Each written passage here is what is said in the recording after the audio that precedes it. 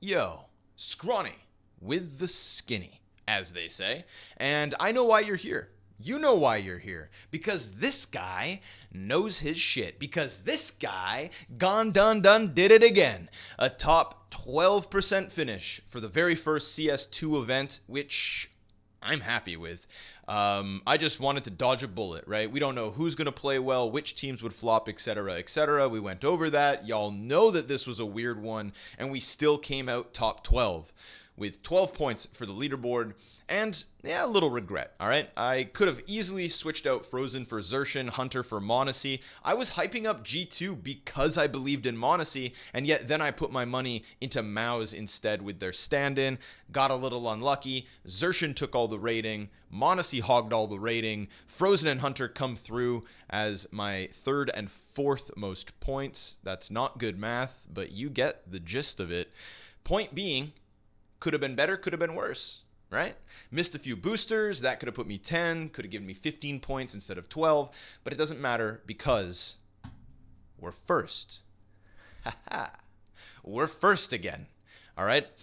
2 seasons ago, this is my third season of Fantasy. It's my second season of Fantasy Land. In the first season that I ever did HLTV Fantasy, I wasn't making these videos, and I was very clearly the front runner for more than half of that season. All right, I was the fantasy guy in the very first Celebrity League season, except I choked. With like a 25-point lead going into the last 3 or 4 events of the year, I absolutely choked.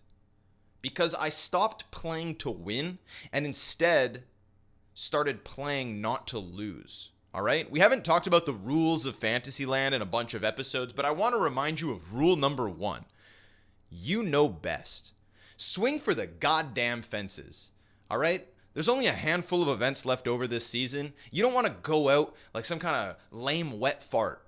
All right?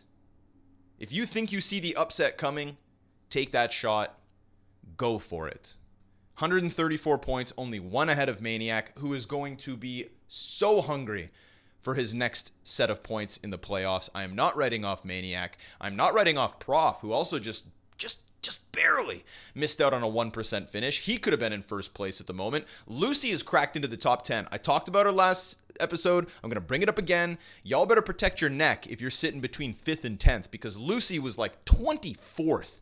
All right, this is the recovery of the season. Lucy in her back-to-back games, 3 and 4%. She's shooting hot, and if you're not careful, she's going to get you. She's not going to get me because I'm all the way at the top, but she's going to get you. All right? Protect your neck out there. Lucy, keep swinging. I am Sydney 2023 playoffs. All right? Okay, here we go. Obviously, any player you pick from semifinals gets a 6-point start. Anybody from quarterfinals gets an extra game to play. That could be good if they don't flop. So guys like Snappy and Kerrigan, I'm afraid of picking. I think it's much safer to go, say, with Shui or to go, say, with Hooksy, just because they at least dodge that first matchup. Between m0nesy versus FaZe, I'm going to come back to this. I want to start on the bottom side of the bracket and say I expect Complexity to take down BetBoom. I think BetBoom had... honestly, a sitting duck in Vitality to start the event and an easy matchup versus Gamer Legion, and then they lose versus m0nesy playing with a stand-in. So, super great result for BetBoom, not taking anything away from them. Kind of called it, but I think Complexity are the guys right now. This is the dark horse, and Alicia has just taken this team to a different level. And even to qualify for playoffs over Monty, it wasn't Alicia, Floppy, Grim. These guys started putting forward their best foot. This is a team that missed out on the Katowice playoffs and now have gotten into back-to-back playoff stages between Pro League and a real top 6 playoff here with Sydney. They've got fall finals around the corner. Complexity stonks through the roof. All right, so Complexity beat BetBoom, and then they lose to G2.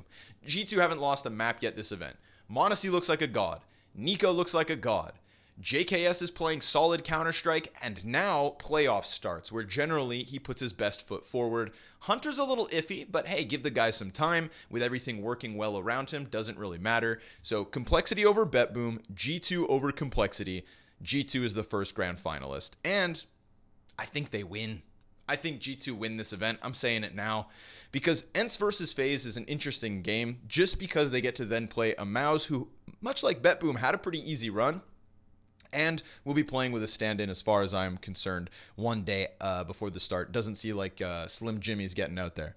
So Ents versus FaZe kind of decides what's going to happen with a bit of this fantasy. And I want to just review their runs, all right? FaZe loses to Gamer Legion in their opening game. And we're going to look up the stats of each of these matches so we can look at players, all right? Brokey, top of the list in that loss. Overtime loss versus Gamer Legion on Nuke, best of one. You know, it is what it is. They beat Vitality. Super impressive result. Rain at the top of the board with Brokey right behind him. They play Navi, who has Blade instead of Simple. Now, they got whooped on Mirage, but again, Rain top of the board with Brokey right behind him. These two finding form. And over Gamer Legion, in order to qualify to playoffs, we've got Brokey and Rain right behind him. So Brokey and Rain are the consistencies of FaZe's CS2 at the moment, which is crazy because we talked about how it was going to be twists and rops. Brokey and Rain, out of nowhere, have gotten this squad into a quarterfinals versus Ents. Ents' run, 13-6 over Lin Vision. Diha, Nertz, Sunpai, everybody's farming, right? Big blowout win, easy peasy, smoke them. Versus Fnatic, we get a Madden top frag, which is very interesting because Diha underperforms and Nertz underperforms. And Madden suddenly starts looking like the best rifler for Ents, which he follows up with nothing. Versus G2, Madden hits back to the bottom of the board. Diha's now at the top. There's an inconsistency within Ents at the moment that's a little bit nerve-wracking because you don't know who's going to pop off, who's not. And again, G2 beating Ents 2-0, clean, 13-9, 13-8. Get them out of the way. More stock that says G2's going to win this. I don't think Ents are necessarily bad at CS2. I just think that the pieces are a little inconsistent, and that coincides with a lot of their interviewing, saying, you know, this game is a little whack. We're trying to come to terms with it. It just seems like Ents is harder to predict than FaZe's performances in Rain and Brokey. With that said,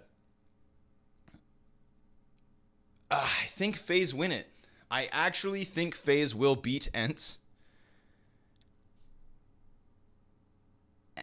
I don't know if I believe that.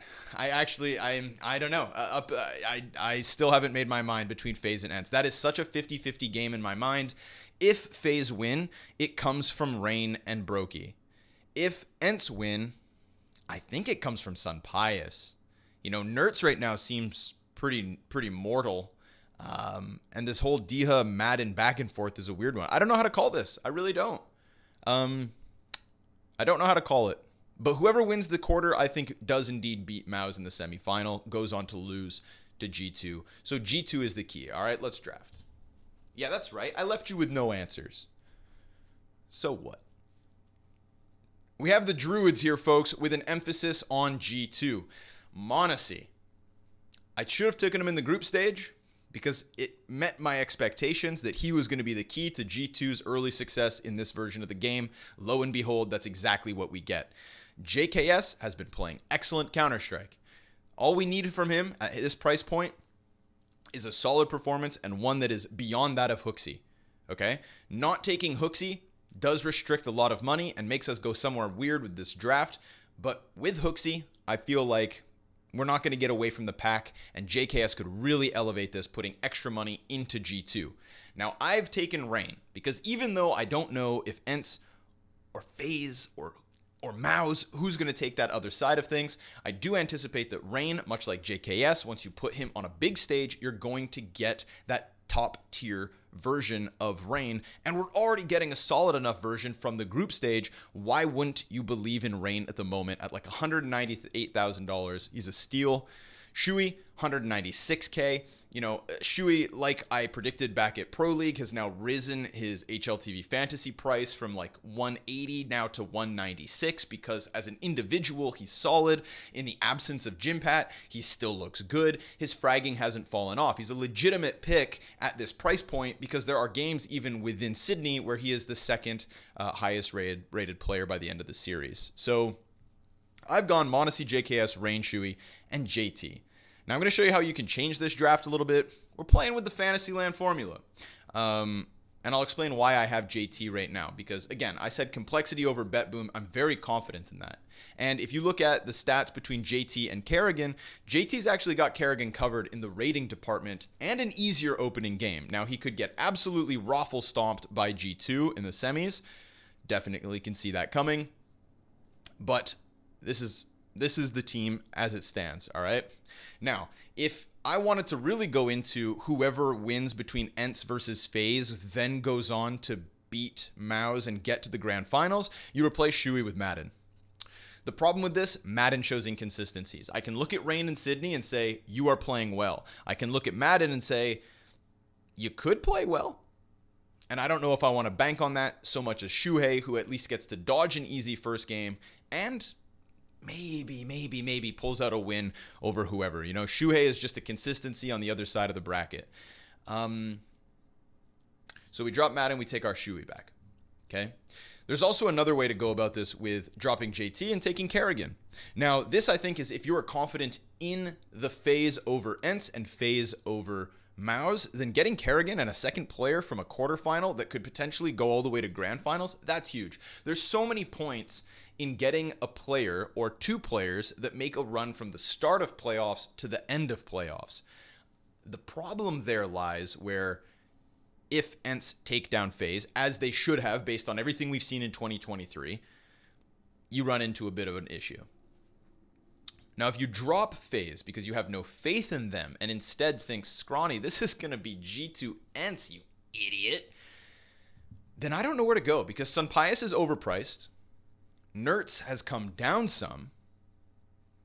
I do like Diha at 200K, but the Diha Madden interchangeable, wishy-washiness is a little bit sketchy. And if you pick one, you can't get the other. You could get Diha and Kerrigan. You can get, as we saw, Madden and JT. It's a tough one. I don't know where to go I don't know where to go other than where I started this draft with, which was banking into Rain playing a world-class playoffs match. What, you want Brokey?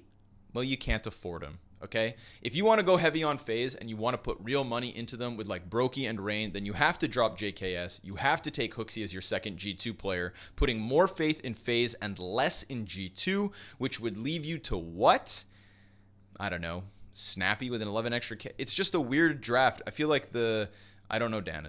I feel like the guys, the programmers at HLTV have fiddled with price tags to make this one a little bit weird. Maybe instead of Brokey, you go Rain and Rops. At least that way you spend a bit of your extra money and you put JT on the end. Food for thought. But I know what I'm doing. And what I'm doing at the moment is this exact here. The Druids of m0nesy, JKS, Rain, Shuey, JT. Best of luck out there. Season is almost wrapped up.